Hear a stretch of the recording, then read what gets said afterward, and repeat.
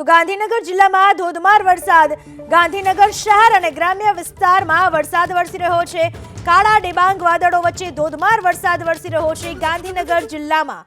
ગાંધીનગરમાં મેઘરાજાની ધમાકેદાર એન્ટ્રી.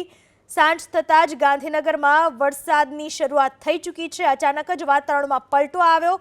કાળા ડિબાંગ વાદળો છવાતા જ વરસાદ વરસવાની પણ શરૂઆત થઈ ચૂકી છે.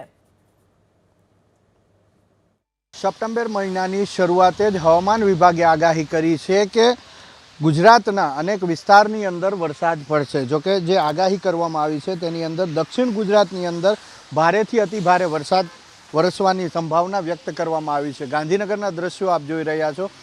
બપોર બાદ સાંજ થતાની સાથે ગાંધીનગરના વાતાવરણમાં પલટો આવ્યો અને વાતાવરણમાં પલટો આવતાની સાથે જ વરસાદ પણ શરૂ થયો. મેઘરાજાએ ધમાકેદાર એન્ટ્રી કરી. ત્યારબાદ હળવાથી મધ્યમ વરસાદ ગાંધીનગરની અંદર વરસી રહ્યાના દ્રશ્યો આપ સ્પષ્ટપણે જોઈ શકો છો.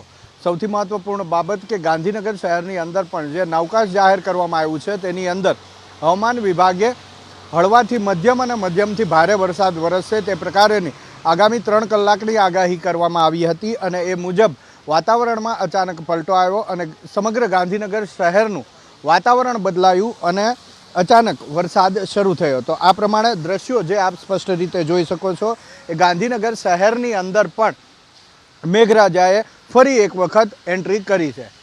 કેમેરામેન અવનીશ તિવારી સાથે હિરેન રાજગુરુ, એબીપી અસ્મિતા, ગાંધીનગર.